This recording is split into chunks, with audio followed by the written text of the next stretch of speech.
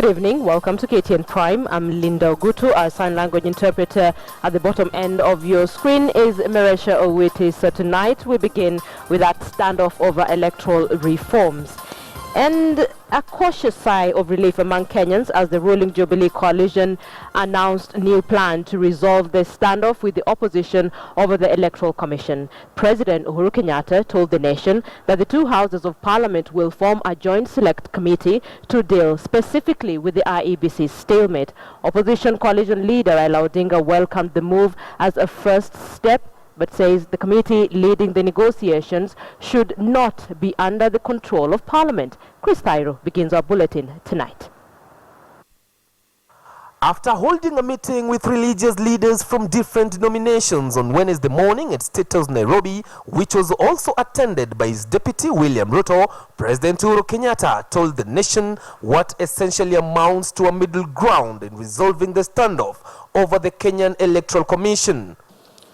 Subsequent to the agreement of the speakers, a joint select committee of both houses of parliament will be set up in accordance with the standing orders of both houses, while emphasizing on the need to hold negotiations within the confines of the Constitution. The President indicated that the sole mandate of the committee will be strictly and exclusively on resolving the IEBC stalemate. As provided for in the standing orders of both houses and in the constitutional spirit of public participation, all stakeholders, public and private, should be accorded an opportunity to make submissions to the Joint Select Committee. CORD leader Raila Odinga, who has been against any move to hold the mediation process within Parliament, insisting that dialogue should take the 2007-2008 Serena talks direction, welcomed the move, stating that it is a positive step towards resolving the stalemate. What we have been calling for, we have said that we wanted a joint select committee in order to negotiate. As you know, we already have set up our side of our team consisting of 2 senators and 3 members of the National Assembly. So I would say that this is a welcome development.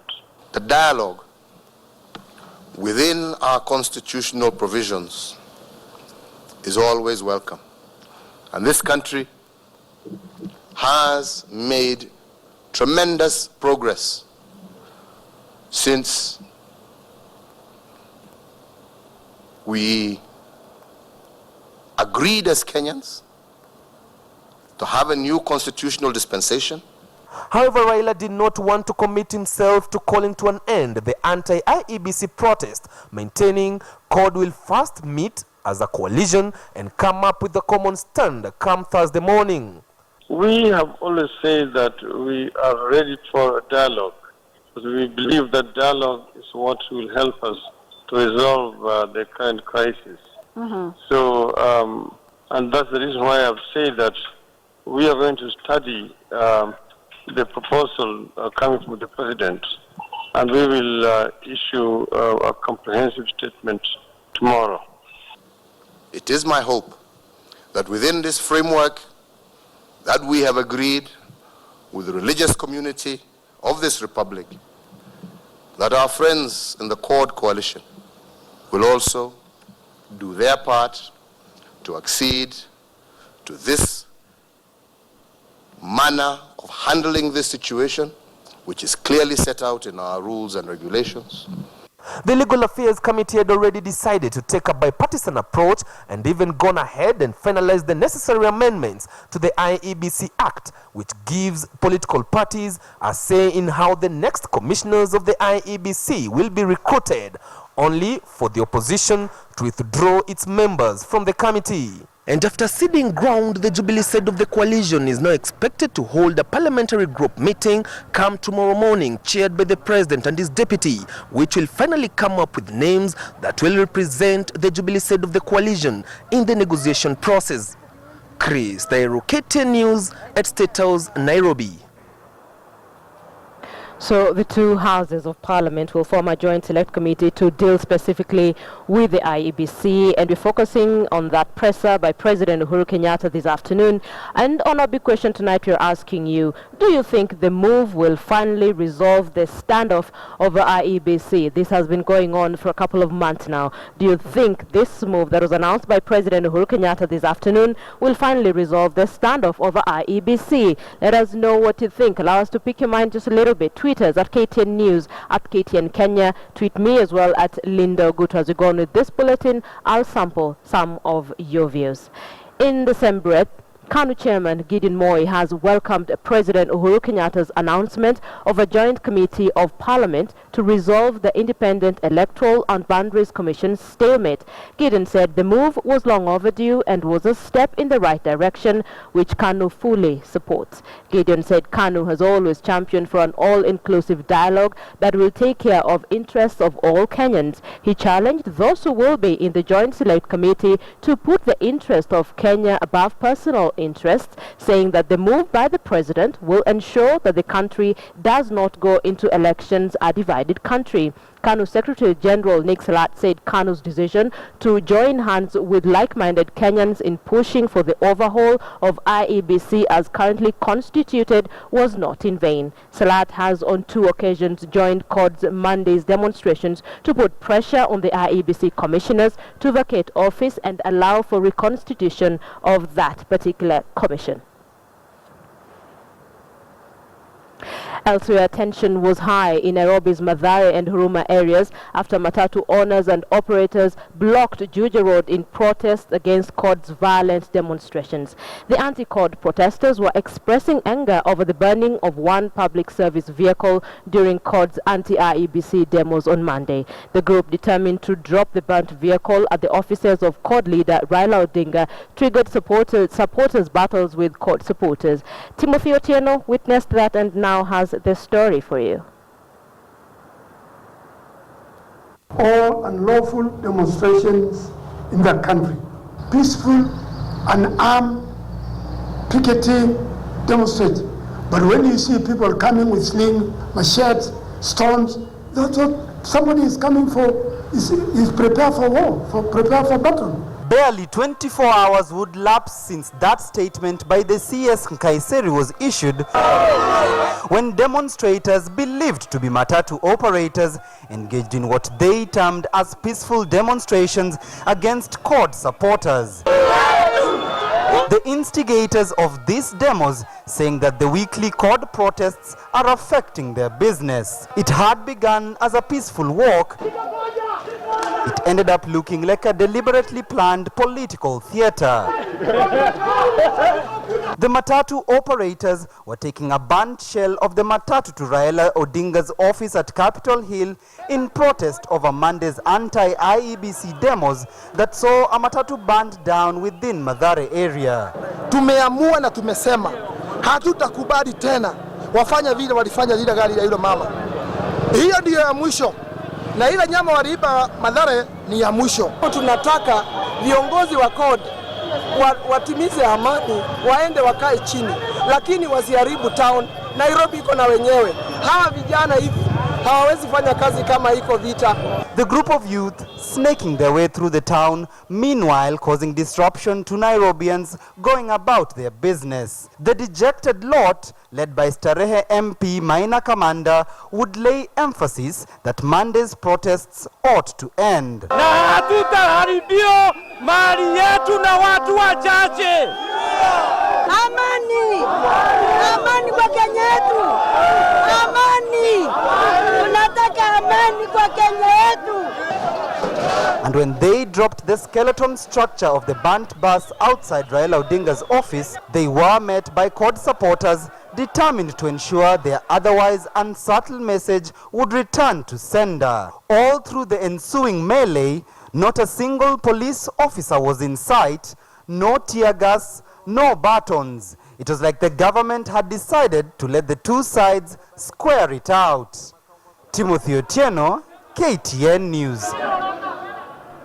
The standoff over the Electoral Commission has been threatening to spiral into the kind of violence Kenya last saw after the 2007 general election. But how did Kenya get here so fast, despite the warnings and numerous efforts to get a resolution? KTN's Murimi Mwangi explores.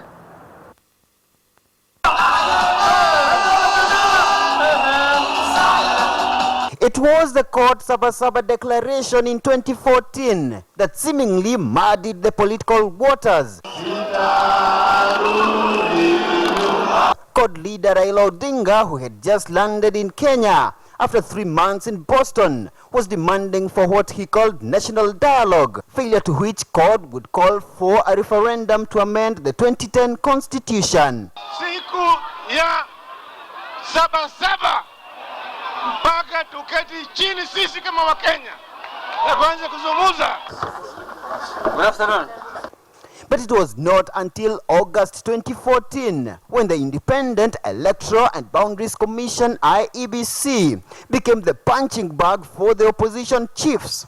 Court launched a drive to collect 1 million signatures in support of the now flopped Okoa Kenya referendum push.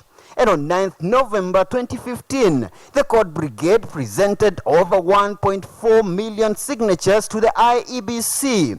IEBC rejected 200,000 of these on March 2016. That we cannot go to the next year's election with this IEBC. So it is in their own best interest to pack up and go. We as commissioners are tired of being threatened every day. We can go home and other commissioners can come in, other Kenyans can come in. We are going to run our agenda with no limit as to our options. Judicial, extrajudicial, legal, extra-legal. Constitution is clear. Nikijaribu kuwafukuza watanipeleka kotini, koti itawarudisha iseme fuata taratibu. Despite persistent calls by their Jubilee counterparts to push for electoral reform through parliament, the court brigade stuck to their guns. And in May and June this year, the IEBC standoff would put the country on the brink of anarchy as violence rocked different parts of the country during the court's weekly Monday protests against the IEBC. 5 people have already been killed, dozens wounded in the bloody confrontations between police and court supporters. Did you agree any time frame? An announcement by President Uhuru Kenyatta that Parliament will form a special joint select committee to look into the IEBC stalemate is seemingly the last glimmer of hope. Muremi Mwangi, KTN News in Nairobi. So Treasury CS presented his budget in Parliament this afternoon. Allow me to bring in my colleague Joy Doreen Bira. She has a business mind and she can crack numbers. We'll let her tell you what that budget was made up of. Joy? Well, thank you so much, Linda. And the 2.3 trillion shilling budget was read out today by Cabinet Secretary Henry Rotich, but there was also a deficit of about 620 billion shillings. How that is going to be breached, the Cabinet Secretary says that's all going to be through long-term concessional loans. But as National Treasury Cabinet Secretary Henry Rotich read what the government tends to with the people's taxes, our reporter Lofty Matambo hit the slums in Nairobi to find out what their budgets are like and what they do to manage life with the little they have. Take a look. Toilet papers, detergents, cigarettes, tobacco and juices. Just but a few of the mixture of items Faith Mumbua sells in Nairobi's Mkuru slums to her customers. This mixture is a relief to her customers who term her kiosk as their supermarket. The big known supermarkets in the country are a reserve of the halves they lament. Kupanda kama hii ndo supermarket yetu ni kwa maana uchumi iko juu. Sasa unaona tuna kama kulingana na budget venye iko si tuko chini sana. Sukari ni ya 10. Majani ya chini kabisa ni ya 5. The single mom is raising her 2 daughters out of the proceeds of this business. One is 10 and the other 5. Her daily expenditure is 100 shillings only, she hints. Perhaps the reason why she understands the needs of her customers. Faith and her customers have heard of the reading of the national budget, but the anticipated increase in kerosene price due to the 7.2 shillings tax from each sold litre, they cry, is a clear indication that the government considers them not.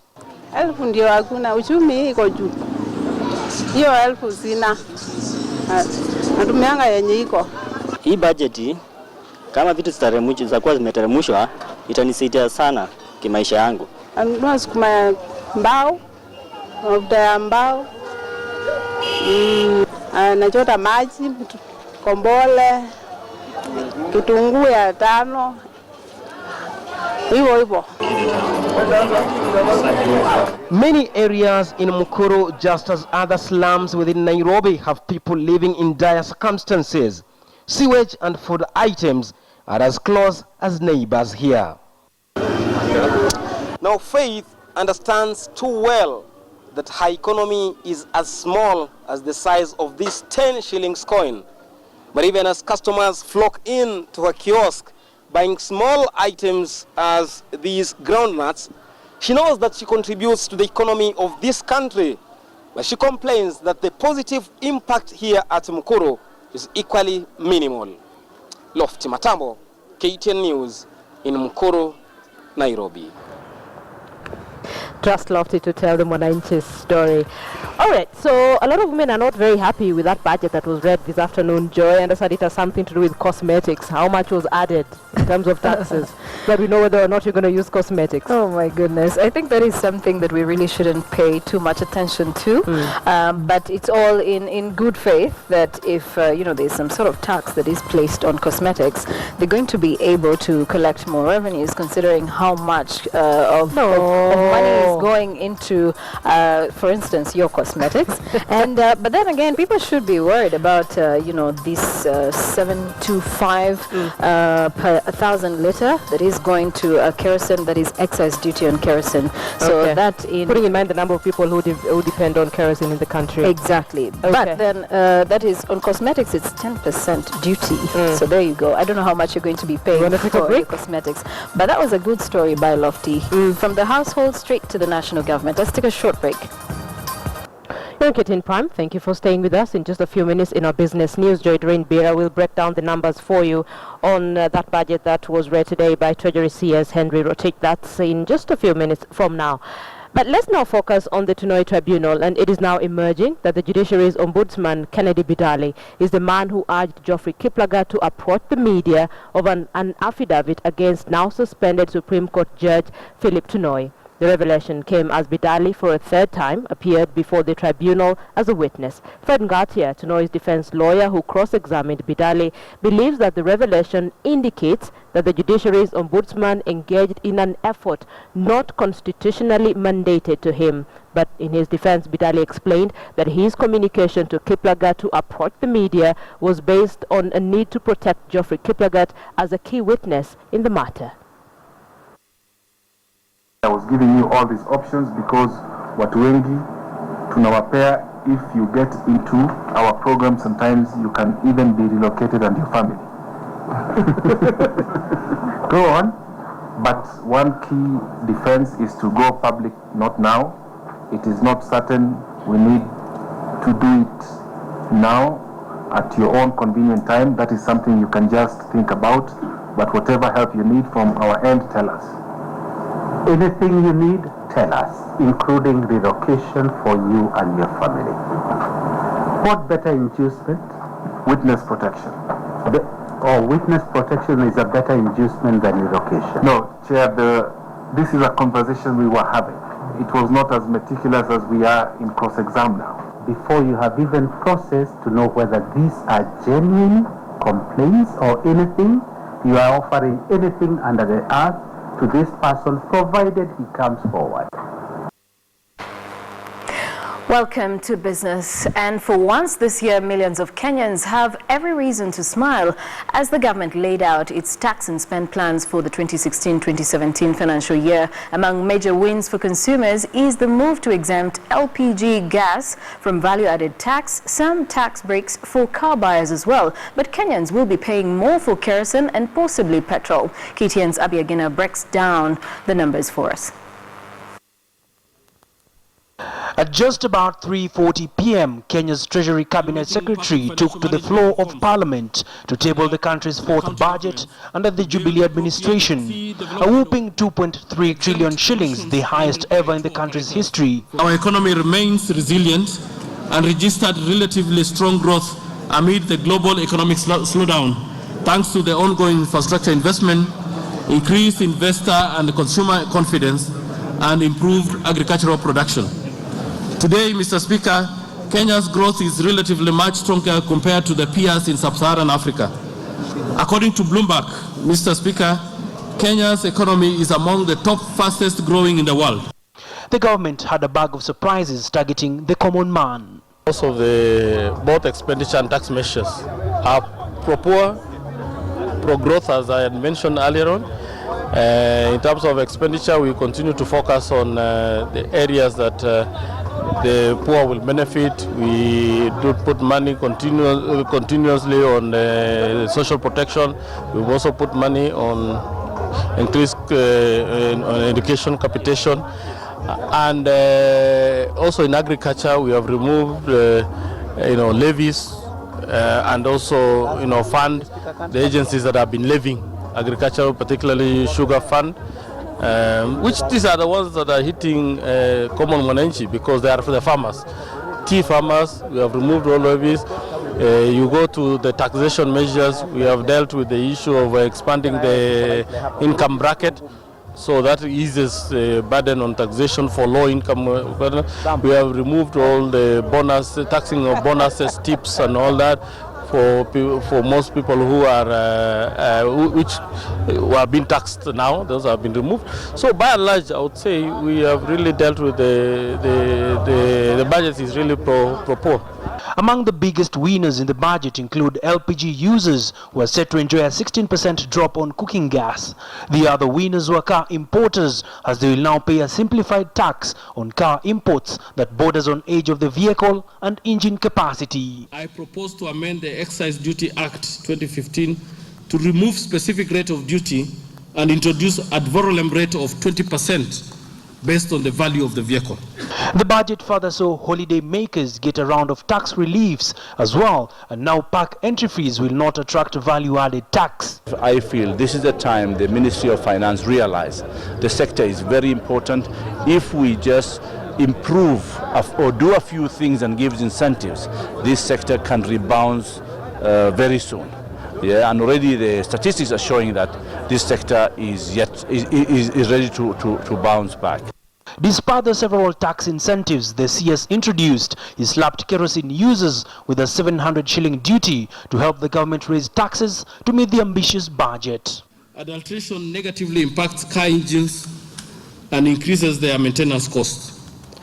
In order to discourage these harmful practices, I propose to introduce excise duty on kerosene at 2.05 per 1,000 litre. Other losers from this budget are women and motorists, as they too will have to fork out more to buy cosmetics and to fuel their cars. I propose to increase the road maintenance levy from 12 shillings to 18 shillings per litre. In order to help to move towards the harmonization of the excise duty regime in the EAC, I propose to introduce excise duty on cosmetics and beauty products at the rate of 10%. I also... Well, the budget is out and a lot of Kenyans are yet to sort of see the impact it will have in their lives. But so far, the Cabinet Secretary maintains that it is a pro-poor budget. So by and large, I would say we have really dealt with the budget is really pro-poor. Many say that the budget took a rather interesting twist, as the CS was keen not to leave out anyone in the budget plans as Kenya heads to an election year in 2017. Abiagina, KTN News. And still keeping it with the budget, no sin tax. That was the major fact that stuck out like a sore thumb when Treasury Cabinet Secretary Henry Rotich wrapped an eagerly awaited but somewhat low-key budget speech. As he read out the 2.3 trillion tax and spend plan, even more apparent was the much-debated question on just how Kenya is to finance the 620 billion shillings budget deficit. A confident Rotich, however, seeks to reassure that Kenya's debt levels are sustainable while pointing to increased revenue collection and concessional debt as some of the ways of bridging that gap. Is in the tune of about 620 billion Kenyan shillings. That will be funded in a combination of concessional loans from development partners. These are the multilaterals and bilaterals, which gives us very long-term concessional loans. We are also going to borrow domestically out to about 225, which is the same level as this financial year. So we have not raised it. It's almost the same level of borrowing. And obviously the other one is also commercial financing, which this time is, I think, around about 120 billion. So the sum of that is what is funded, that deficit of about 620 billion. What is happening now over the last 4 months or so, we have seen very strong growth in revenues. And thanks to the new tax legislations that we had in place, we now see the full impact of the new excise bill, the excise tax, and also the reforms KRA has put, giving us a full stability in revenue collections. And with that, we come to the end of our budget coverage today. But remember, at 10 p.m. there's going to be that post-budget analysis on the last word with Sophia Wanuna, and also during the morning show on Morning Express, Akisa Wandera will be having that conversation. Also on Business Today tomorrow, we will be all about the post-budget analysis. My name is Joy Doreen Bira. Have a good night.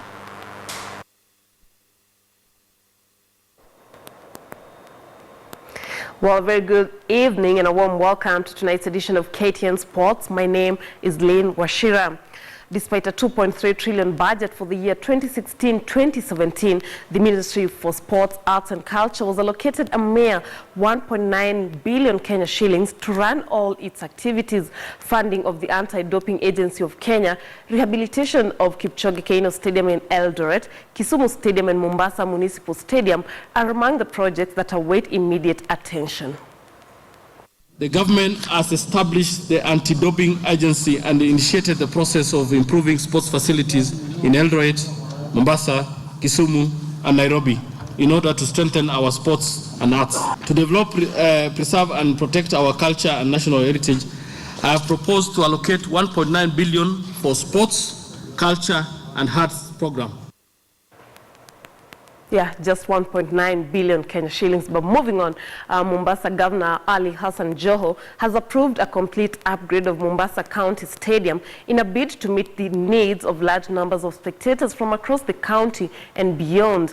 Joho said the stadium would be upgraded to a new modern stadium with the seating capacity increased from 9,000 to 30,000. Subsequently, the governor has ordered the county's Ministry for Sports and Gender to go back to the drawing board and urgently come up with a budget and immediately tender the project. Joho said Bakar Agency contractors will continue with the work at the stadium pitch and laying of a tartan track as projected.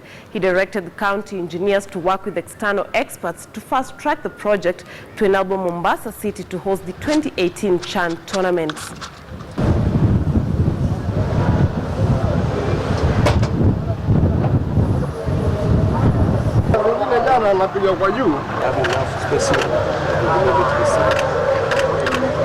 The tartan track should be completed maybe in another end of August. The ground should be also completed around the same time. Yeah. But now remember, we are changing the seating arrangement, seating capacity from 9,000 to 30,000. Hopefully by December we should complete it. And further afield, the Nanyuki Sevens tournament has been added to the National Rugby Sevens circuit that will now have 6 legs up from 5 legs. The expanded National 7th Circuit will kick off in Nakuru for the Prince Law 7s on August 6th and 7th, then head to Nairobi for the Kabeberi 7s the following weekend. Mombasa will host the Driftwood 7s on 20th and 21st. Dallas 7s will then head to Kisumu, followed by Nairobi's Christie 7s, while Nanyuki 7s will wrap up the circuit on 17th and 18th of September. And moving on, when it was formed about 5 years ago, Wazito Football Club was aimed at creating a platform for Nairobi University students to showcase their talent during their studies at the university. However, the team's vision has grown bigger. The team is eyeing promotion to the Kenya Premier League next season and also participate in continental tournaments. Wazito Football Club was formed in 2011 by the alumni of the University of Nairobi with the aim of helping talented and needy students pursue their education as well as nurture their talent and even mentor them on career path and life experience. That will give them a platform to one, showcase their talent, and two, even their own their own development skills apart from soccer. It's easy for one to be spotted. But now the team has achieved a much higher goal than what the founders expected. Since 2012, Wazito FC have earned promotion from the 5th tier of the Kenya Football League system to the 2nd tier, currently known as the National Super League, winning 3 consecutive titles. Aim ni kuingia Premier League kwanza. Tukiingia Premier League tutajipatia muda tuende the top slot ya Premier League, tuko number 1. Tunaangalia kuingia continental. Under the watchful eye of former Harambee Stars player Franklin Nobare, Wazito FC currently lie 12th on the National Super League table with 19 points, 15 adrifts of league leaders Zoya United. Mechi ni kama zingine. Hakuna tibingwa manani. Hata Leicester juzi wamechukua, watu wameshtuka. Tumama tumalize position 1 katikati ya 5 na namba 8. Ndio sasa kile tukianza tujipange vizuri. Hii ligi tunaweza sema wasiturule out. Wasiturule out hata kidogo. Bado sisi ni title contenders na tunajua tunaweza. Wazito's first second leg assignment will be away to 4th place Agrochemicals. Abula Ahmed, KTN Sports. And that's where we end the sports bulletin tonight. My name is Lynn Washira. Do have a very good night, but do remember to join me tomorrow, same time, same place, for another comprehensive bulletin. Have a good night.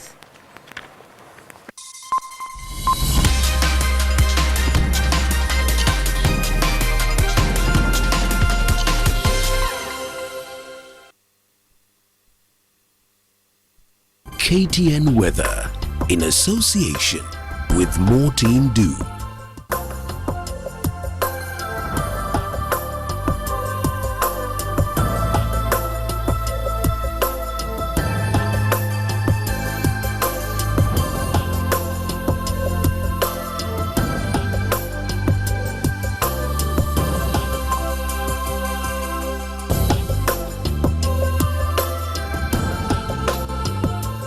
Announced by President Uhuru Kenyatta will finally resolve the standoff over IEBC. Fintan Ndia says no politicians cannot be trusted. They're all interested party looking for an unfair advantage. Paul Mwani says let's give it benefit of doubt, but although I don't trust the move because of tyranny of numbers. Finally, Evans Omolo says yes, it might if both parties go with clear minds of dialogue and not parties' rigid needs.